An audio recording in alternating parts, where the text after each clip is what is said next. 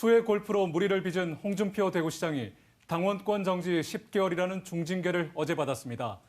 지난 4월 당 상임 고문직 해촉에 이어서 당원권 정지까지 3개월간 두 차례 불명예를 안게 됐습니다. 홍 시장은 그동안 차기 대권을 노리는 행보를 보여왔는데요. 국민의힘 지도부와의 불편한 관계 속에서 당내 입지가 약화되는 등 정치적 타격이 적지 않아 보입니다. 김은혜 기자입니다.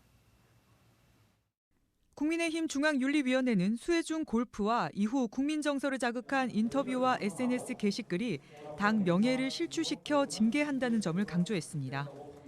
특수한 상황과 시기 속에서 어떤 행동이 국민 정서에 반한다. 이게 징계 사유입니다. 그래서 골프라는 것을 너무 강조하시면 안 되고, 그렇다고 해서 정치 공세에 대응 차원에서 하는 정치적 발언이나 정치적 표현의 자유를 윤리 규칙의 잣대로 제한하겠다는 것은 결코 아닙니다.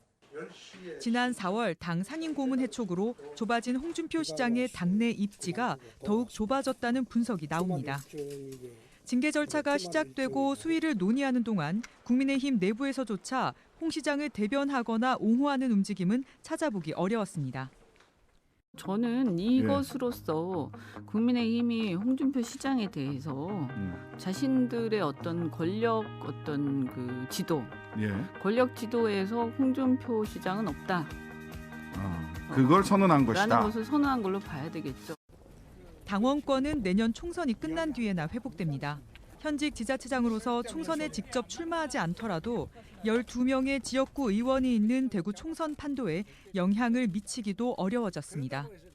이번 당원권 정지는 2015년에 이어 두 번째입니다.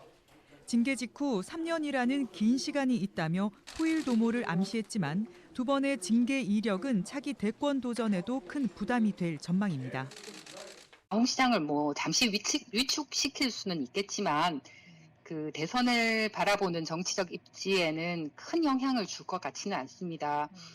그리고 또 홍 시장의 훈수를 다 없애지도 못할 것으로 보입니다. 다만 그렇다고 하더라도 이번 징계 이력은 향후에 대선 출마에서 상황에 따라서 핸디캡이 될 수도 있을 것 같은데요. 당원권 정지로 정치적 입지는 약해지겠지만 선출직 단체장으로서 당장 시정 수행에는 큰 지장이 없어 보입니다. 하지만 예산 확보 등 정치권과의 공조가 불가피한 지역 현안 추진에는 균열과 차질을 빚지 않을까 우려가 나오고 있습니다. MBC 뉴스 김은혜입니다.